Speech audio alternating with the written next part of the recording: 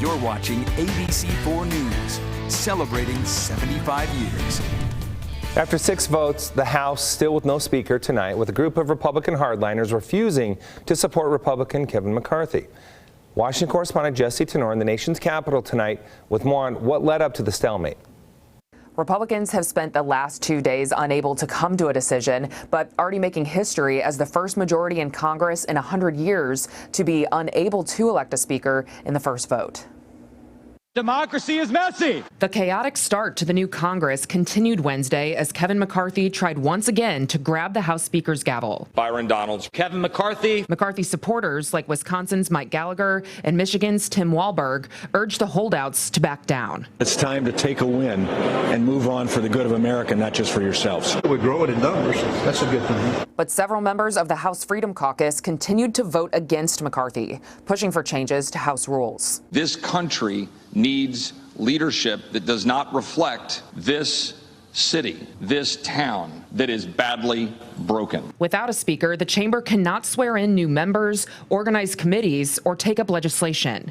But lawmakers from both parties, including Pennsylvania Republican Brian Fitzpatrick and Missouri Democrat Emmanuel Cleaver, said the delay hurts more than just Congress. It's becoming, quite frankly, a national security issue right now. I'm somewhat concerned about what would happen if a crisis hit the United States tonight. And President Joe Biden said the process makes Republicans look bad. It's embarrassing for the country.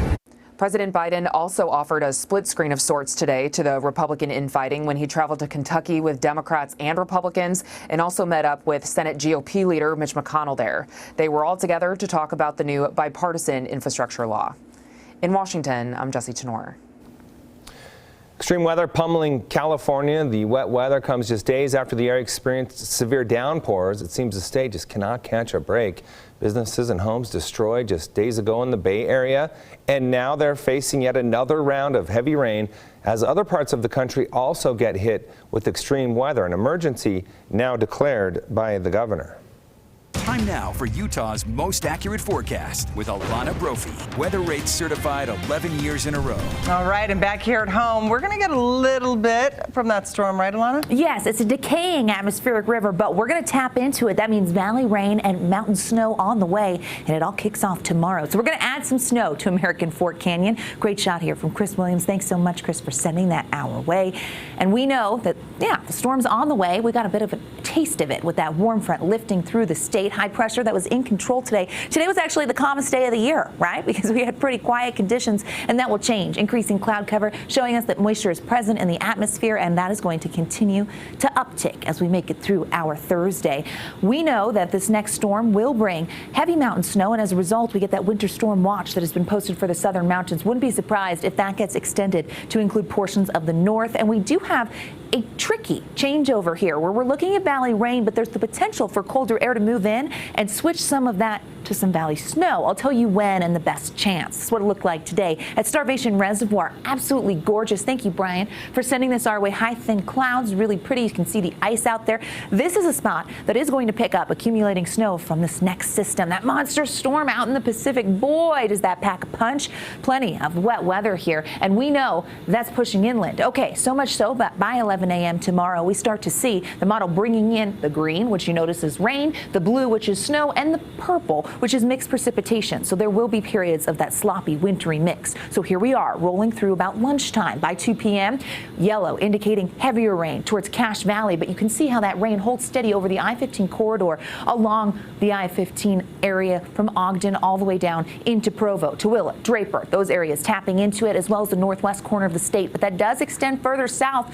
Here we are at 8 p.m. Mountain snow very evident in blue, but we hold on with temperatures remaining mild with rain on the valley floor and the chance of mixed precip. So we're walking you through this system as it kind of rolls through. Again, this is weakening as it moves into Utah. Here we are at Friday at 2 a.m.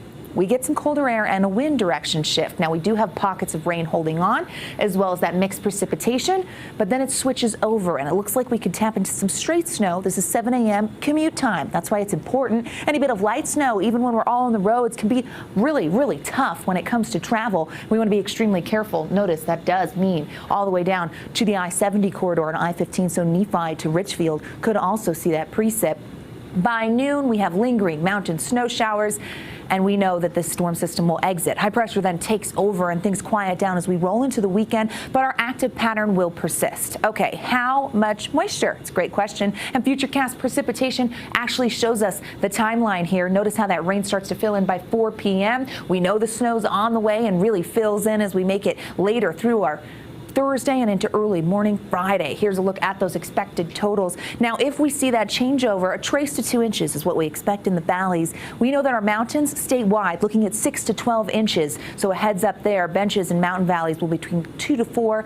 And then 2 to 6, depending on where you are. How much moisture? Well, the southerly flow at times can actually shadow Salt Lake City. So Salt Lake proper doesn't get as much moisture, but it favors places like Ogden and Provo, and that's where we actually see higher totals. Could get a 1/4 inch of rain. Hey, we'll take that. It's going to be filling in the afternoon tomorrow. We know that road impacts, especially for our canyon roads, are expected through Friday. So you can see Castle Country will get straight snow, so will the Basin, but also Cottonwoods, Cache Valley, and the Iron County Mountains could see periods of road snow, so a heads up there. Temperatures for tomorrow, the warm front has come through. We get warmer air with that southerly flow, mid-40s expected with overcast skies. We'll see 40s along the Wasatch Front supporting that valley rain.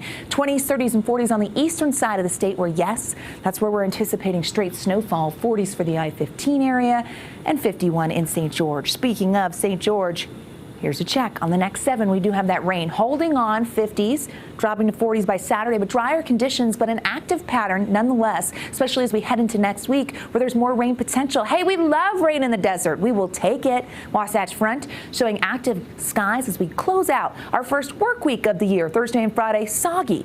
Quieter for the weekend, and then late Monday into Tuesday and Wednesday, looks like we get another chance at a storm. That would be a valley rain and mountain snow event. If that changes, we of course will keep you posted. I know we love the snow, and we could see some of it early Friday morning. Glenn, Emily, over to you.